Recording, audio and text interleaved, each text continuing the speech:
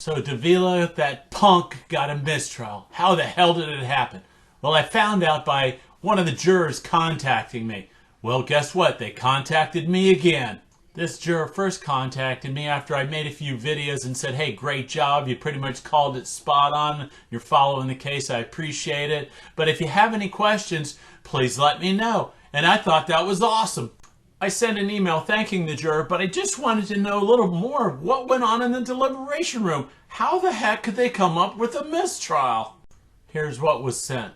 Hello, you're welcome. It was an experience to me for sure. We could not move past the first charge, first-degree felony murder with a firearm. A few of the jurors wanted to drop down to second degree because Anthony was not the one who fired the shots that killed Matthew and his dog. But the whole point of his trial was to convict him and his involvement in planning and acting. Defense was that he was basically set up by his friends in claiming that he was not the mastermind behind it all. There was a lot of evidence with all the guys involved, including physical evidence months later that was found, like receipts and camera footage. Even listening to the testimony of his roommates, they're talking about Matthew's roommates, was awful. They chose to wait and not call for help after finding Matthew dead.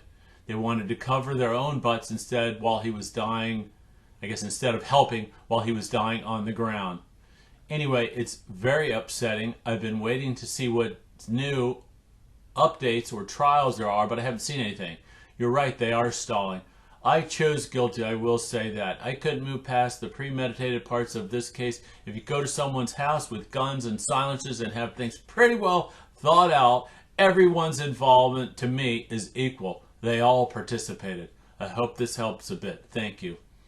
Well, thank you, Juror, for sending a better understanding of what was going on in the deliberation room. And most of all, thank you for your civic duty and for the correct understanding of Florida's law.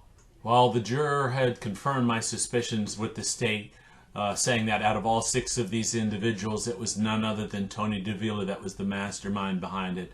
We know that he pushed everybody to go ahead, but what is important is how the jury got it wrong. They don't understand Florida law, in particular, the difference between first-degree murder and second-degree murder. I'm going to make another video about that, clearly outlines that, because this is all about justice for Matthew Nicol and his dog, Mako. These 6 guys took his life, and they should be held accountable. I'm not stopping till they're all behind bars. As always, if you have any information, please feel free to reach out. Your name will not be divulged. Thank you.